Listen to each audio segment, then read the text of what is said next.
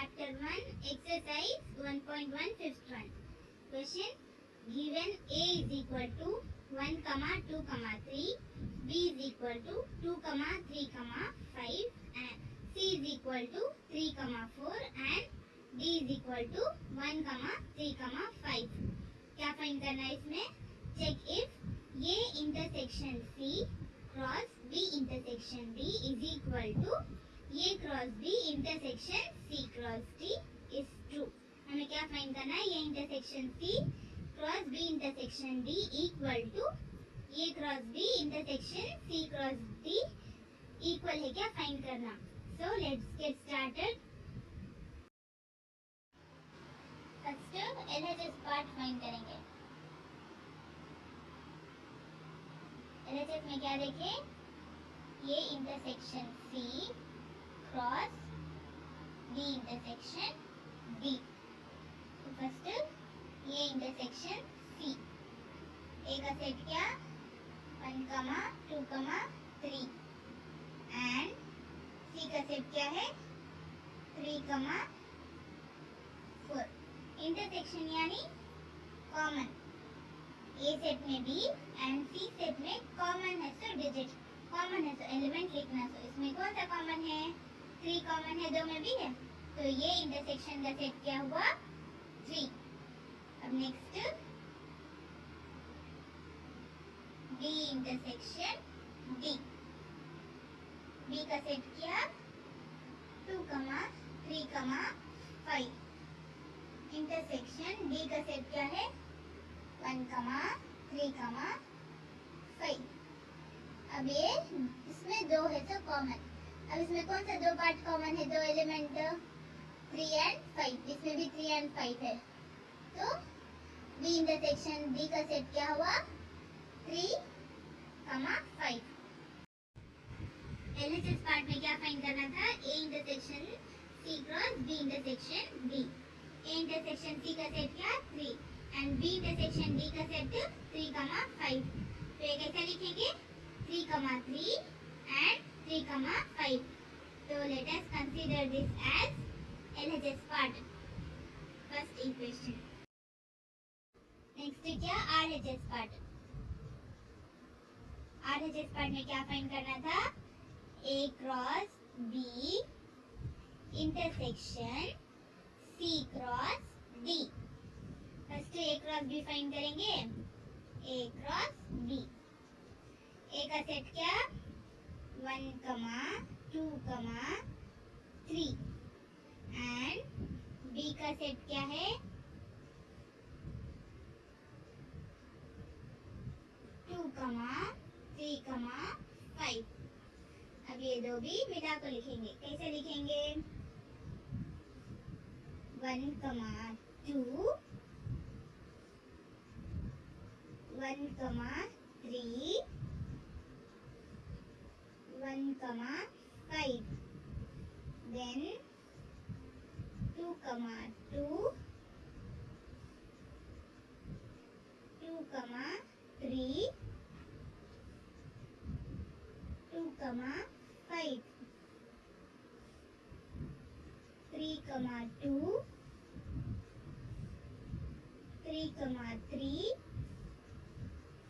And 3, 5. ये क्या हुआ? A क्रॉस B का सेट. नेक्स्ट क्या फाइंड करना? C cross D.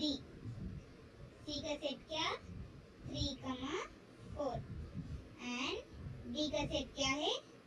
1, 3, 5. ये कैसे लिखेंगे? 3, 1, 3, 3, 3, 5, 4, 1, 4, 3 एंड 4, 5. ये क्या हुआ? C क्रॉस D का सेट. अब ये दो को भी इंटरसेक्शन करेंगे. A cross B intersection C cross D. A cross B का भी C क्रॉस D का सेट लिख लेंगे. फर्स्ट A क्रॉस B का सेट क्या है? 1, 2, 1, 3, 1, 5. Then 2, 2, 2,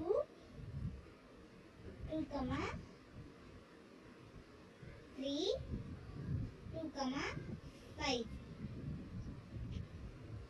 3, 2, 3, 3 and 3, 5. ये क्या हुआ? A क्रॉस B का सेट. अब नेक्स्ट इंटरसेक्शन यानी common. C cross D. C cross D का सेट क्या है? 3, 3, 1, 3, 3, 3, 5 and 4, 1, 4, 3, 4, 5. ये क्या हुआ? A cross B intersection C cross D में कौन सा कॉमन है देखना. A क्रॉस B का सेट में भी C क्रॉस D का सेट में 1, 2 है. इसमें 1, 2 नहीं है. 1, 3 है. इसमें 1, 3 नहीं है. तो 3, 3 देखना. 3, 3 कहाँ है? यहाँ है. इसमें भी 3, 3 है. ये कॉमन हुआ. देन 1, 5 इसमें नहीं है. 2, 2 भी नहीं है. 2, 3 नहीं है. 2, 5 ये भी नहीं है. तो रिमाइनिंग क्या है? 3, 5. इसमें भी 3, 5 कॉमन है. देन इसमें 4, 1 नहीं है. 4, 3 भी नहीं है. 4, 5 भी नहीं है. ए इंटरसेक्शन बी में. तो कॉमन पार्ट क्या हुआ?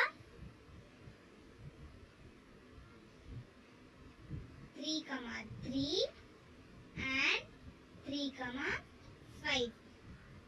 ये क्या हुआ? Second equation. तो वेरिफिकेशन कर लेंगे अब. From 1 and 2. फर्स्ट इक्वेशन में क्या है? 3, 3 भी 3, 5 है. देन सेकेंड इक्वेशन में सेम 3, 3 and 3, 5. तो फ्रॉम 1 and 2